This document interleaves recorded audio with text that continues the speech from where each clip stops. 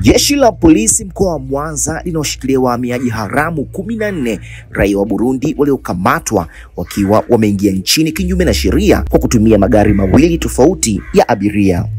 Akitoa taarifa hiyo, kamanda wa polisi mkoa wa Mwanza DCP Wilbrod Mutafungwa wilayani Sengerema, wakati akizungumza na umma kupitia vyombo vya habari, amesema mafanikio hayo yametokana na ufuatiliaji wa mienendo ya kihalifu pamoja na uwekaji wa vizuizi barabarani. Anaeleza katika kijiji cha Busisi, tarafa ya Sengerema, wahamiaji haramu 13 walikamatwa Novemba 23 mwaka huu 2025 majira ya saa 7:30 mchana wakiwa wanasafiri ndani ya gari aina ya Tata lenye namba za usajili T337 DYA mali ya Chiza Francis Lugubi, mkazi wa Dodoma, ambalo husafiri kati ya Kabanga, Ngara, Kagera na Mwanza. Wakati wa kukamatwa, dereva wa gari hilo alitambulika kwa jina la Jonas Richard alitoroka na juhudi za kumtafuta zinaendelea.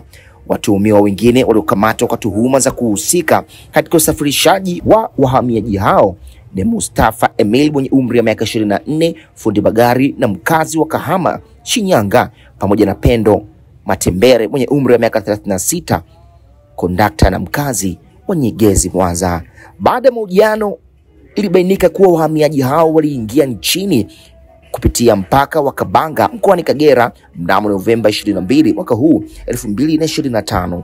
Mtuhumiwa 14, Shadia Jafari Majaliwa mwenye umri wa miaka 18, raia wa Burundi na mkazi wa Kisuru, alikamatwa katika eneo la Nyatukala wilayani Sengerema akiwa ndani ya gari aina ya Yutong lenye usajili T31 DRE. Hii ni GLM.